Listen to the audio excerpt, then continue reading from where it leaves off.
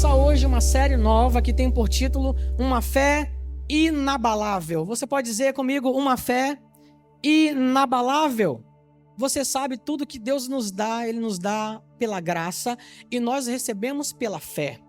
A graça de Deus, que é super abundante, ela está disponível para toda a humanidade na mesma medida, mas nem todos desfrutam dessa graça porque falta por parte de muitas pessoas um posicionamento de fé para viver essa graça poderosa.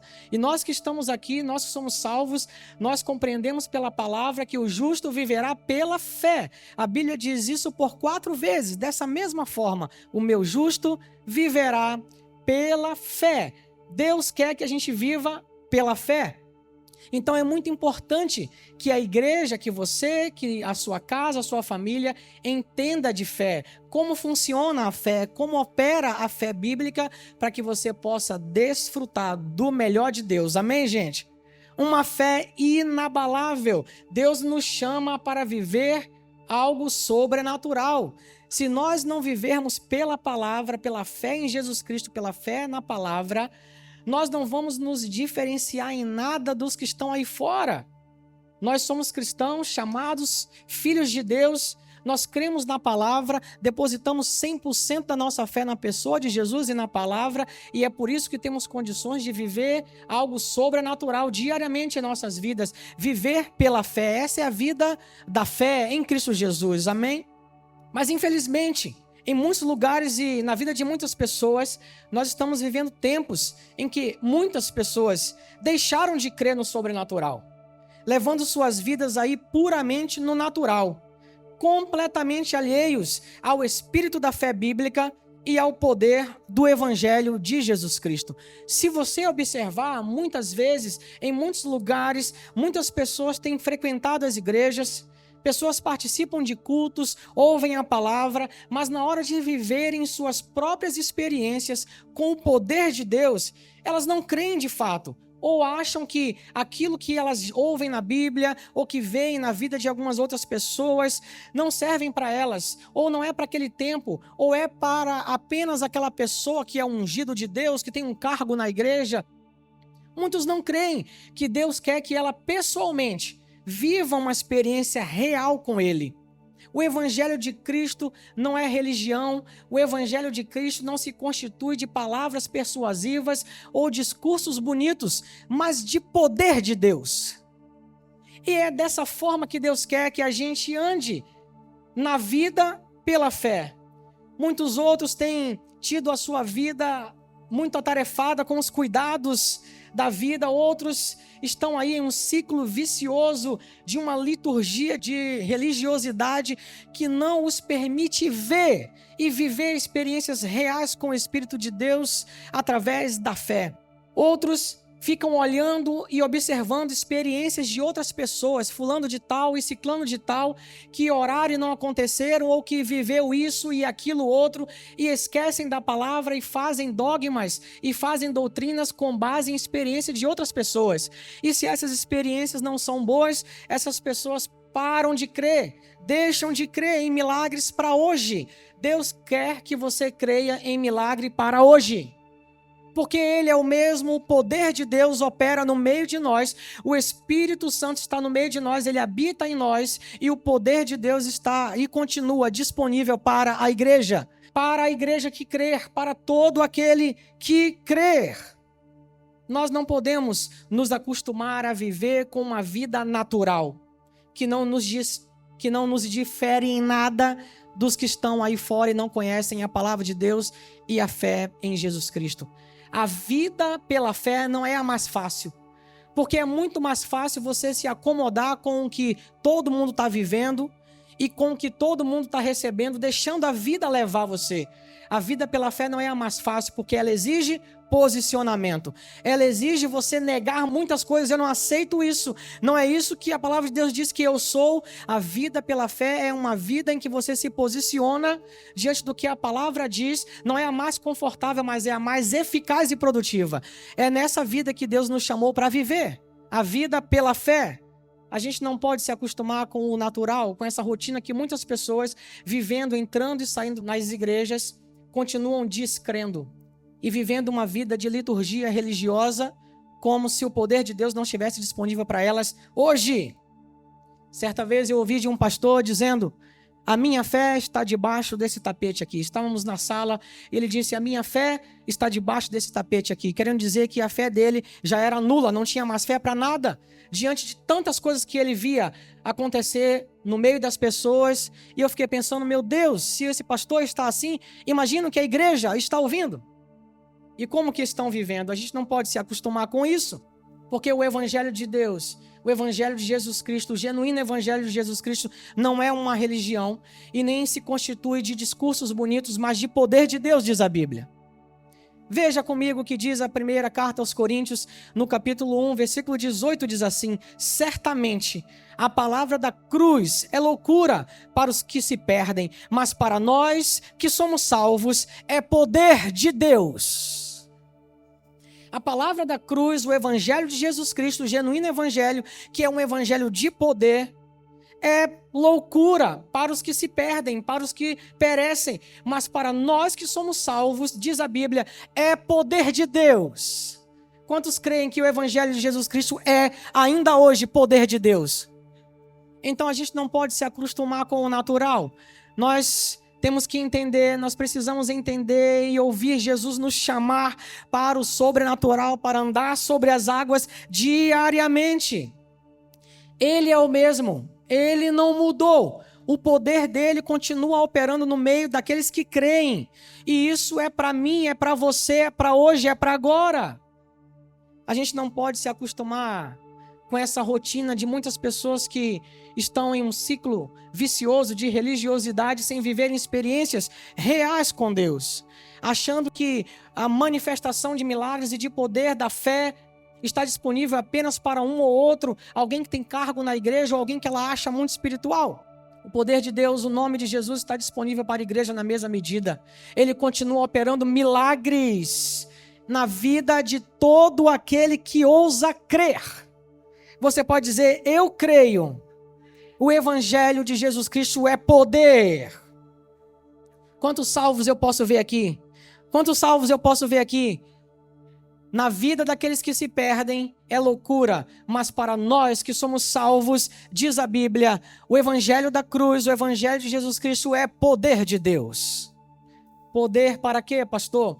É poder para salvar, é poder para curar, é poder para libertar, é poder para transformar, é poder para prosperar, é poder para agir onde quer que esteja a necessidade. Pastor, mas dentre essas palavras que você falou aí agora, não tem a palavra que eu preciso agora. Eu quero dizer para você que o poder do evangelho de Jesus Cristo está disponível para onde quer que esteja a sua necessidade. O poder do evangelho de Jesus está aí disponível para que você possa, pela fé, desfrutar de milagres. O evangelho de Jesus Cristo é poder para salvar, é poder para curar, é poder para libertar genuinamente, é poder para transformar, é poder para prosperar. O evangelho de Jesus Cristo continua sendo poder para transformar da água para o vinho a vida do mais vil pecador. E é nesse patamar, e é nessa atmosfera de milagre que Deus nos chama a viver todos os dias.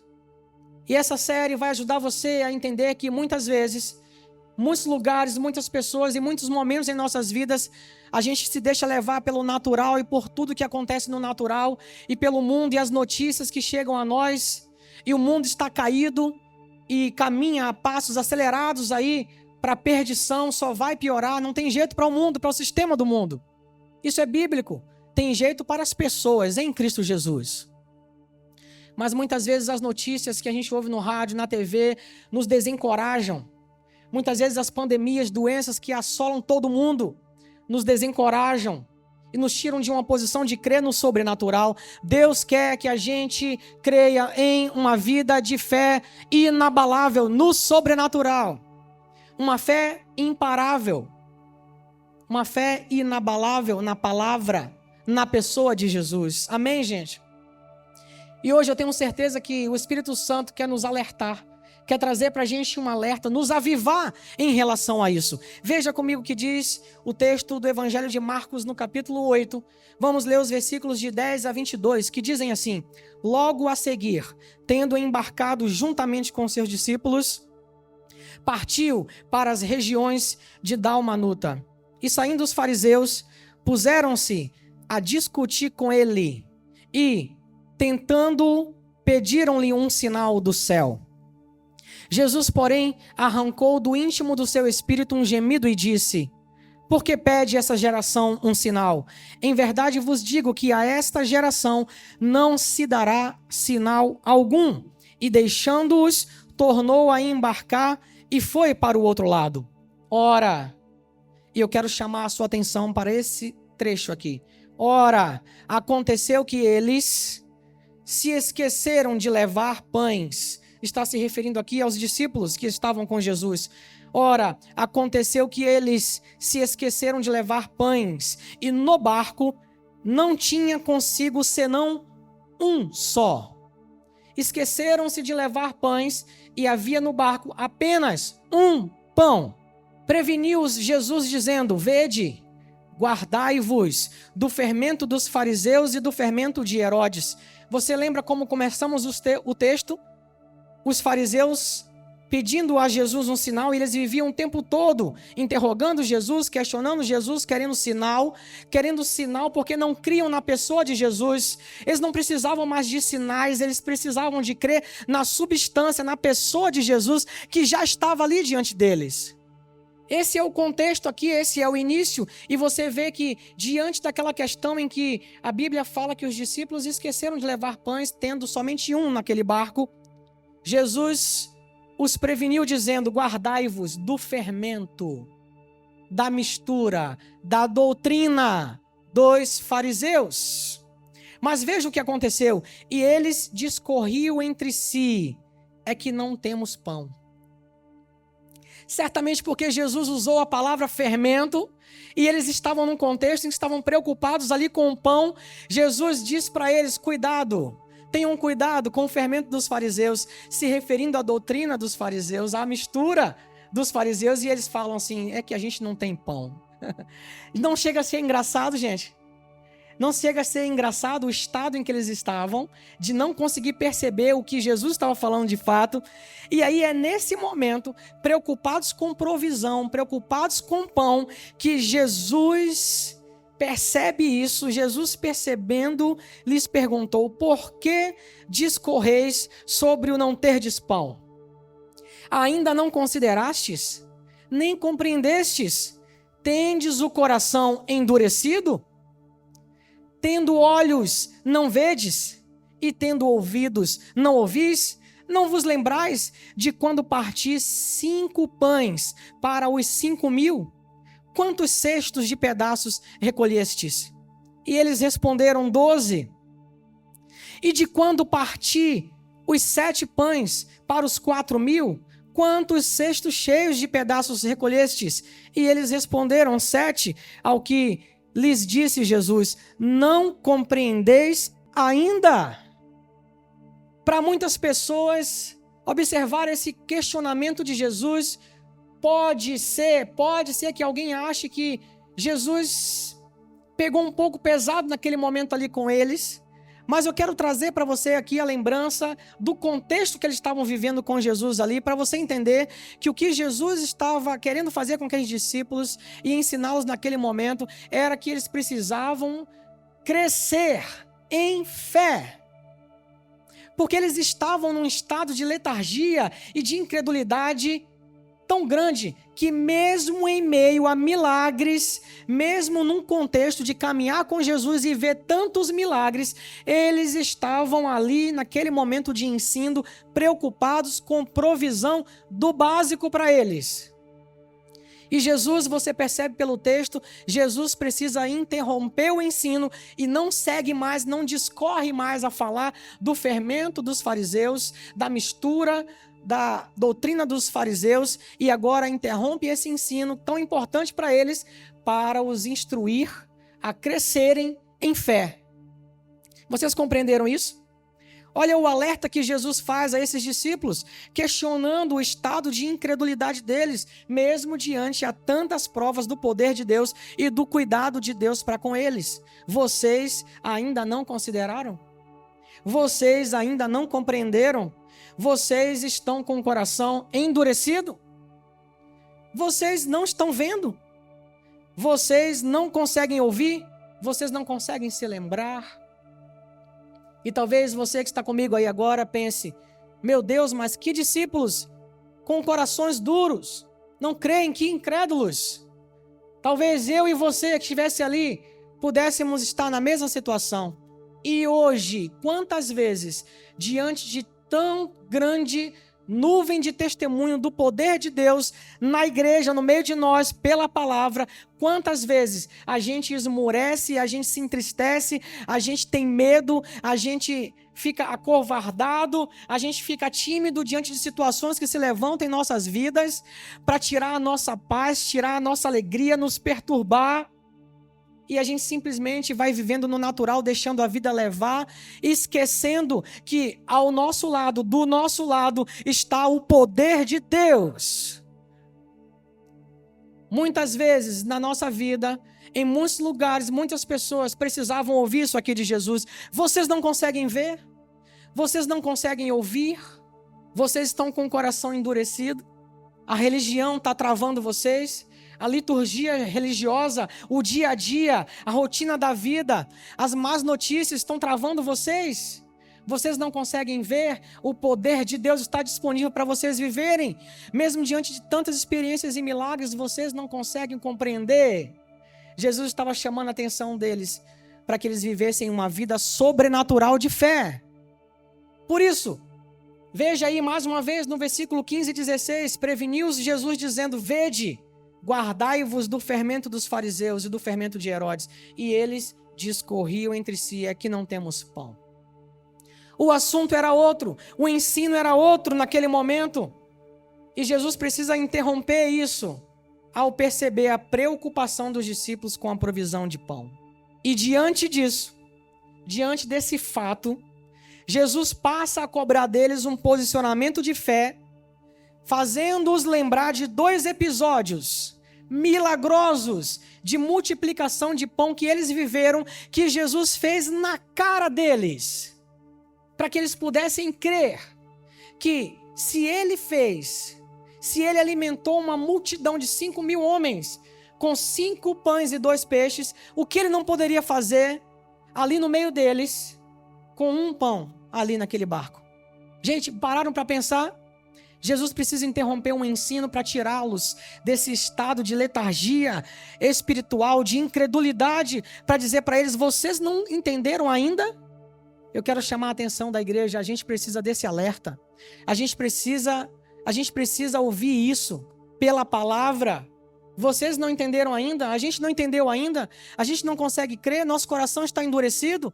Porque a gente tem vivido tantos problemas e vivido entristecidos, tímidos na fé, deixando o diabo brincar com situações em nossas vidas, à torta e à direita, tirando a nossa paz, tirando a nossa alegria, porque a gente vai vivendo no natural, achando que o evangelho é ir à igreja e cumprir uma escala e seguir uma liturgia religiosa. Vocês não entenderam ainda?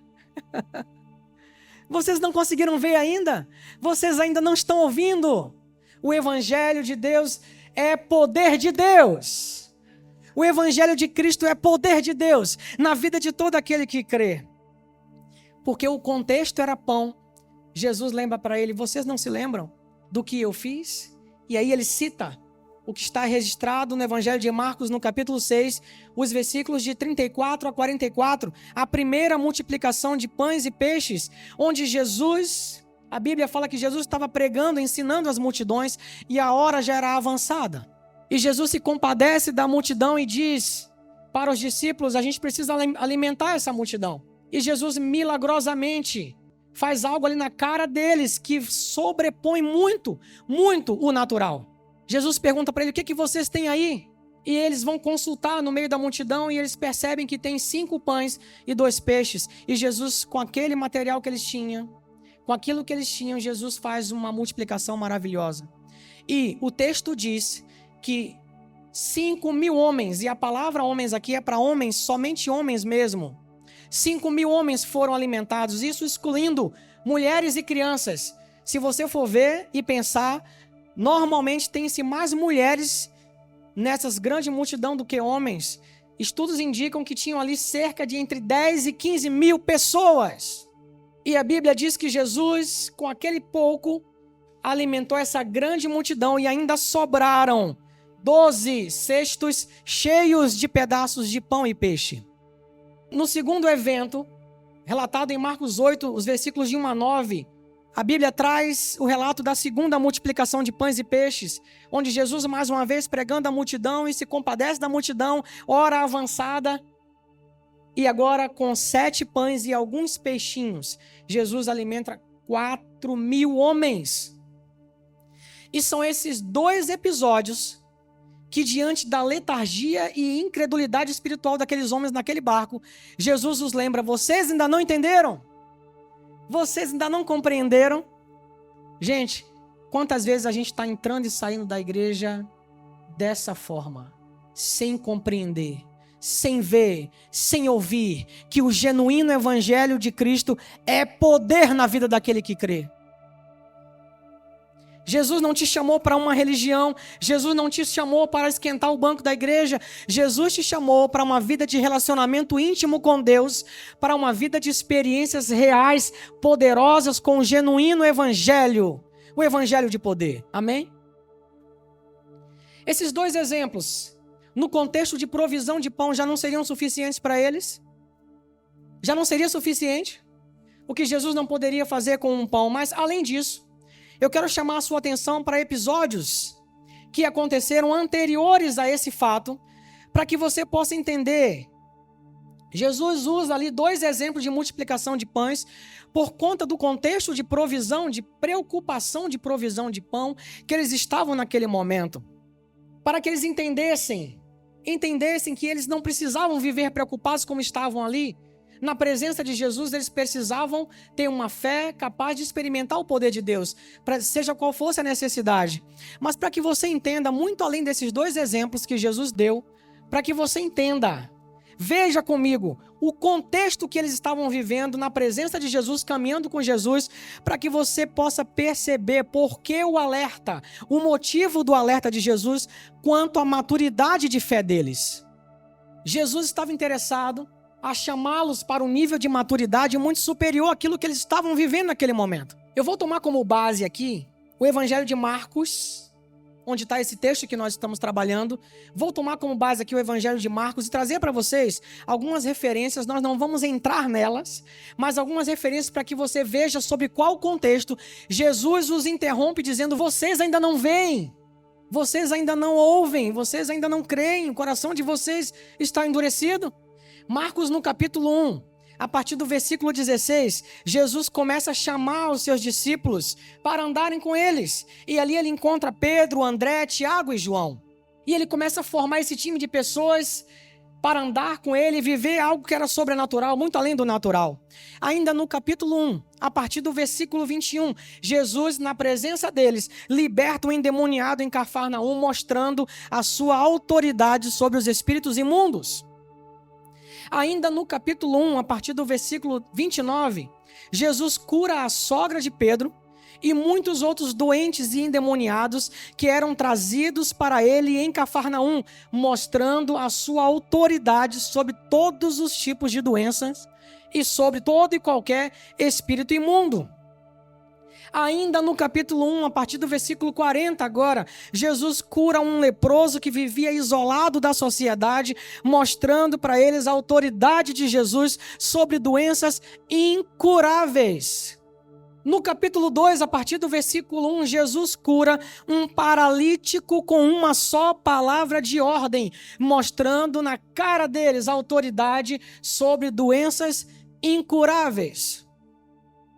No capítulo 3, a partir do versículo 1, Jesus cura um homem com a mão ressequida e muitos outros enfermos e endemoniados que eram trazidos para ele, demonstrando o seu poder e autoridade sobre todos os tipos de doença e sobre todos os espíritos imundos. Ainda no capítulo 3, a partir do verso 13, Jesus agora chama os 12. Ele agora tem um time dos 12 completo e ensina esses 12, passa a ensinar esses 12 agora, acerca do reino de Deus, acerca de uma vida sobrenatural nele e a eles exercerem autoridade no nome de Jesus. Vocês estão percebendo? No capítulo 4 de Marcos, Jesus acalma uma tempestade que estava para destruir o barco e matar todo mundo.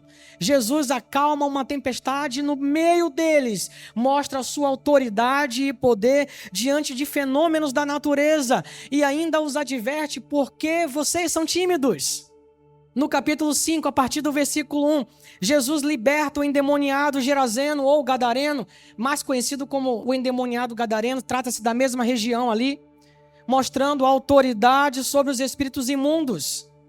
No capítulo 5, Jesus cura a mulher do fluxo de sangue e a filha de Jairo, mostrando autoridade sobre todo tipo de doença.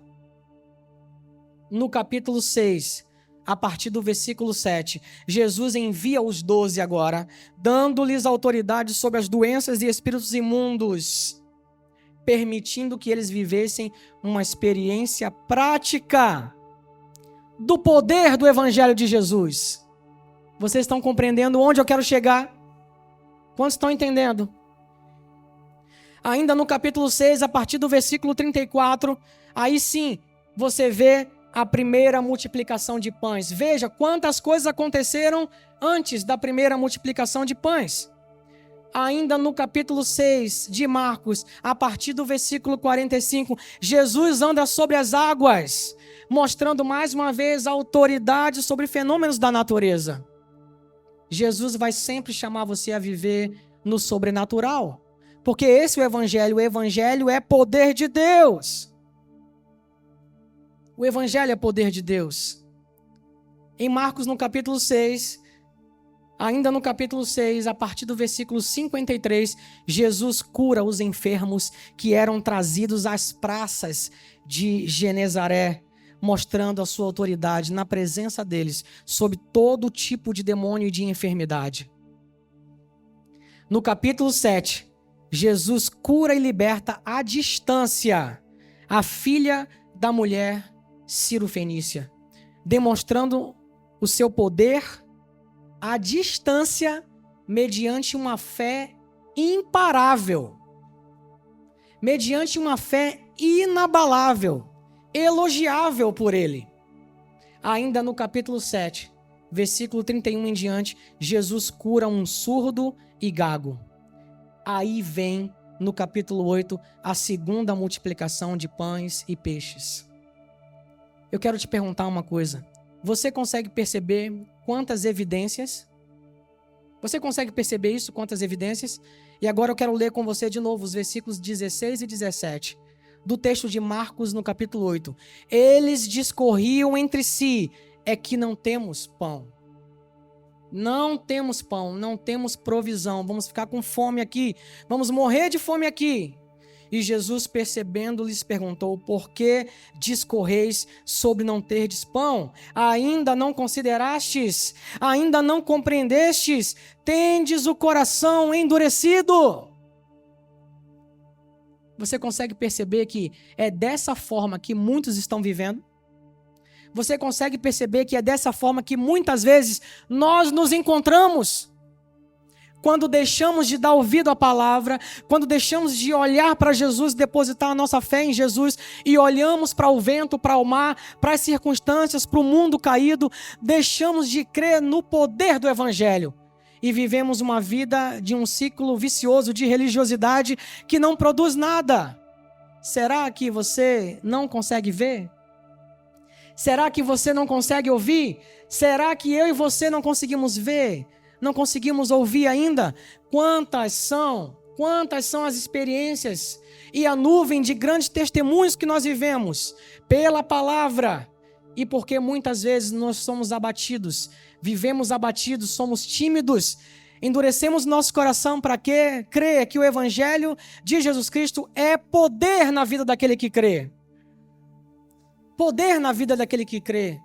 Eu estou me desafiando aqui e desafiando a igreja para que a gente possa subir o patamar de fé e crer que Jesus está com a gente o tempo todo e que a gente não precisa se preocupar com provisão básica quando Ele quer nos dar muito mais e nos ensinar muito mais. Quando Ele quer que a gente creia e viva um sobrenatural, uma fé inabalável que crê somente. Uma fé que crê somente. E por que você está aí sofrendo? Por que você está aí tímido? Porque se levantam doenças, se levantam problemas. E a gente sabe, a gente está nesse mundo sujeito a aflições, a problemas. Mas ao invés de a gente conduzir isso de qualquer jeito, no natural, e levando com a barriga, por que a gente não se posiciona, não se levanta em fé? E ouve Jesus dizendo para a gente aqui hoje, vocês ainda não entenderam? Porque Deus quer nos levar a viver uma vida de fé inabalável na verdade, na palavra. E a gente está interrompendo. A gente está interrompendo o nosso crescimento. A gente está interrompendo o nosso amadurecimento, porque questões básicas ainda nos paralisam. Vocês estão compreendendo? E Jesus está dizendo, venha, ande sobre as águas. E Jesus está dizendo, você não entendeu ainda, eu estou me desafiando você. A igreja de Jesus, a gente precisa acordar, a gente precisa crer, a gente precisa viver um nível de fé inabalável, uma fé imparável. O diabo está brincando com a vida de muita gente. Jesus deixa muito claro que já era tempo de os discípulos entenderem e considerarem viver no sobrenatural da fé. Crerem de fato no poder de Deus, para qualquer que seja a necessidade, viver de fato uma vida de fé. A Bíblia diz por 4 vezes dessa mesma forma, o meu justo viverá pela fé. O meu justo viverá pela fé. O meu justo viverá pela fé. O meu justo viverá pela fé. O Espírito da verdade, que o mundo não conhece, nem pode receber, mas que habita em nós. Ele está em nós. E a Bíblia diz que esse mesmo Espírito foi o Espírito que ressuscitou Jesus dos mortos. O mesmo poder que ressuscitou Jesus dos mortos habita em nós. E nós estamos tímidos. O mesmo poder que ressuscitou Jesus dos mortos habita em nós. E nós estamos tímidos. Quando Ele queria que a gente já estivesse vivendo num patamar, num nível de maturidade de fé muito maior, muito mais excelente. A gente precisa ver, entender, crer, ouvir a verdade do Evangelho e saber que a gente não está aqui na igreja, a gente não vem domingo após domingo, ou qualquer que seja o evento que a gente tenha na igreja, para participar de uma liturgia religiosa, mas para se alimentar da palavra da graça e da fé, para que a gente possa, numa vida prática, segunda, terça, quarta, quinta, sexta, sábado, domingo, viver milagres que fluem do genuíno e poderoso Evangelho de Jesus. Mas às vezes a gente está vivendo o Evangelho como se fosse uma religião. Aqueles homens estavam em um estado de cegueira espiritual naquele momento e de incredulidade, e isso era demonstrado pelas ações deles. Porque a fé, uma característica que a fé tem, é que a fé é perceptível. Você pode dizer, a fé é perceptível. E a falta dela também. Da mesma forma que a fé é perceptível, a falta dela também é perceptível. Nós vamos ver, desses domingos aí à frente, no detalhe, experiências de pessoas que ousaram exercerem uma fé inabalável e tiveram resultados pela palavra de Deus, pela fé em Cristo Jesus. Qual a diferença deles? Por que eles não paravam? Por que eles não paravam? A vida pela fé não é a mais fácil. O mais fácil é se acomodar e viver como todo mundo está vivendo. E deixar a vida levar. E empurrar com a barriga. A vida pela fé não é a mais fácil. Mas é essa vida que é eficaz e produtiva. É essa vida, é nessa vida que Deus quer que a gente ande, caminhe. É para essa vida, é para essa fé que Deus está chamando a gente. E a gente não vê às vezes. Não ouve. A gente crê ou não que a palavra é verdade? A gente crê ou não que Jesus é o mesmo e que o poder dele está disponível? A gente crê ou não? E por que a gente é tão tímido? E por que a gente se deixa sofrer tanto? Paralisar, amedrontar. Não estou dizendo que você é um super-homem e que diante de situações difíceis, aflições, você não vai recebendo aquele baque, a primeira mensagem, a primeira notícia que vem, você se abala, tem medo. Isso é normal. Mas o que não é normal é viver assim. A gente até recebe a notícia, o medo se levanta, a gente toma aquele baque, mas a gente precisa ouvir Jesus dizer em nosso espírito: vocês não compreenderam ainda? Eu estou aqui, eu estou com vocês. Eu estou aqui, eu estou com vocês. Eu estou aqui para vocês. A Bíblia diz que o nome de Jesus é maior do que tudo o que se possa mencionar. Não apenas nessa era, mas na que há de vir, o nome de Jesus é maior. Então a situação vem, o problema se levanta, mas a gente pode se posicionar com uma fé inabalável, crendo em Jesus Cristo. Às vezes você parece que na vida de fé está vivendo na beira do penhasco. Às vezes é na última hora que acontece. Por isso que eu estou dizendo, a vida de fé não é a mais fácil. Às vezes é na última hora que acontece. Mas acontece para você que crê até o fim. Creia, creia, creia, tão somente creia. Somente creia. Eles estavam com um estado de cegueira espiritual e incredulidade muito grande naquele momento. Como se não acreditassem que o poder de Deus, o poder do Evangelho de Jesus fosse para eles, ou para aquele momento, ou para aquele dia. Não se acostumem a viver uma vida religiosa, onde nada acontece, onde você não experimenta nada do poder de Deus, porque está todo mundo vivendo assim. Ignore o que está todo mundo vivendo. E creia que o Evangelho de Jesus Cristo é poder de Deus. Eles precisavam crescer em fé, e em uma fé inabalável. Eles precisavam crescer em fé, e uma fé inabalável. Veja o que diz a primeira carta aos Coríntios no capítulo 2, versículos de 1 a 5, eles dizem assim: eu, irmãos, quando fui ter convosco, anunciando-vos o testemunho de Deus, não fiz com ostentação de linguagem ou de sabedoria, porque decidi nada saber entre vós, senão a Jesus Cristo e este crucificado. E foi em fraqueza, temor e grande temor que eu estive entre vós. A minha palavra e a minha pregação não consistiram em linguagem persuasiva de sabedoria, mas em demonstração do Espírito e de poder.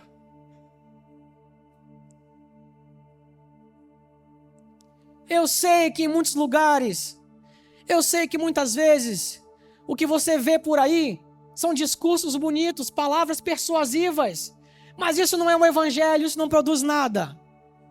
Pessoas enganando a igreja de Jesus Cristo por interesses próprios, e as pessoas estão em uma letargia espiritual, uma cegueira, e vão seguindo assim. Não foi para isso que Deus chamou a gente. O Evangelho de Jesus Cristo não se constitui de palavras persuasivas, nem de sabedoria humana, mas ele é poder de Deus na vida daquele que crê. Ele é poder de Deus na vida daquele que crê. Ele é poder de Deus na vida daquele que crê. Ele é poder de Deus. Ele é poder de Deus. Para que a vossa fé não se apoie em sabedoria humana, e sim no poder de Deus. Para que a vossa fé não se apoie em sabedoria humana, mas no poder de Deus. A gente não pode se acostumar com uma vida de liturgia religiosa. A gente tem que entender que a gente está aqui para aprender do Evangelho, da graça e da fé, para que a gente possa na segunda, na terça, semana inteira, viver milagres, viver o poder de Deus, viver experiências reais com a pessoa de Jesus, experiências reais com o Espírito Santo. Eles precisavam crescer em fé, uma fé inabalável. Eles precisavam crer no poder de Deus para hoje. Deixa eu ver aqui. Quantos ainda ousam crer no poder de Deus para hoje? Quantos creem no poder de Deus para hoje? Quantos creem no poder de Deus para hoje? Não importa a necessidade ou a área em que você precisa ser, avivado. Esse alerta é para você que está simplesmente tímido, baixando a cabeça e o diabo brincando e bagunçando. Jesus está dizendo para a gente: vocês não conseguem ver, vocês não conseguem ouvir, vocês não conseguem se lembrar de tudo que eu sou e o que vocês são em mim. Isso é um alerta para mim, isso é um alerta para a igreja. Eu estou dizendo para vocês, nessa série, e eu estou lançando aqui uma base de fé para dizer para vocês: nessa série nós vamos viver juntos aqui milagres em nome de Jesus. Todos aqueles que creem vão sair daqui com resposta. Todos aqueles que ousarem a exercer uma fé inabalável vão sair daqui experimentando o Deus vivo. Experimentando o Deus vivo. Não experimentando uma religião. Experimentando o Deus vivo que está aqui, que habita em nós. Uma fé inabalável. Uma fé que crê que o poder de Deus é para hoje. Romanos, no capítulo 1, versículo 16. A palavra de Deus declara: pois não me envergonho do evangelho, porque é poder de Deus. Eu não me envergonho do evangelho, porque é poder de Deus, para a salvação de todo aquele que crê, primeiro o judeu e depois o grego, para a salvação de todo aquele que crê. Eu não me envergonho do evangelho, porque é poder de Deus, porque é poder de Deus, porque é poder de Deus, é poder de Deus, é poder de Deus. Quantos creem? O evangelho é poder de Deus, o evangelho é poder de Deus, o evangelho é poder de Deus. O evangelho continua sendo poder de Deus, poder para libertar, poder para curar, poder para libertar genuinamente, poder para prosperar, poder para transformar da água para o vinho a vida do mais vil pecador, poder para transformar a vida de famílias que entrarem por essa porta aqui, transformar a vida de famílias para sempre, poder para levantar a sua empresa, poder para te abençoar no seu trabalho, poder para te dar uma família feliz, poder para restaurar o seu casamento, poder para libertar o seu filho, poder de Deus. O evangelho ainda é poder de Deus. O evangelho sempre foi poder de Deus. O evangelho é o poder de Deus. Tem uma igreja religiosa que está dormindo, que tem olhos mas não vê, ouvidos mas não ouvem, não compreenderam ainda, mas ainda há um remanescente. Mas ainda há um remanescente. Mas ainda há um remanescente. Ainda há um remanescente que crê e que diante de seja qualquer a situação, ele consegue se levantar em fé e dizer: eu creio, o evangelho de Deus é poder, eu não me envergonho desse evangelho, porque é poder de Deus, porque é poder de Deus na vida daquele que crê. Não se acostumem com uma vida religiosa, não se acostumem com uma vida natural. Jesus vai sempre nos chamar para andar sobre as águas. Jesus vai sempre nos chamar a viver o sobrenatural. E eu quero que você pense comigo, pense um pouco. Se a gente não crer e não viver assim, o que nos diferencia dos que estão lá fora, gente? Vivendo a vida, empurrando-a com a barriga, o que nos diferencia? A gente precisa acordar, o evangelho é poder de Deus. O evangelho é poder de Deus na nossa casa. O evangelho é poder de Deus no nosso trabalho, na nossa empresa. O evangelho é poder de Deus na situação difícil. O evangelho é poder de Deus na aflição. O evangelho é poder de Deus onde quer que você esteja. O evangelho é poder de Deus na vida de todo aquele que crê. A gente vai transcorrer domingos à frente aí, onde a gente vai ler Jesus dizendo: vai acontecer conforme a sua fé. Vai de acordo com a sua fé. Vai A sua fé salvou você. Vai. Porque Ele tem pra gente uma vida de fé inabalável. Amém? Quantos creem? O Evangelho sempre foi, e sempre será poder de Deus na vida de todo aquele que crer.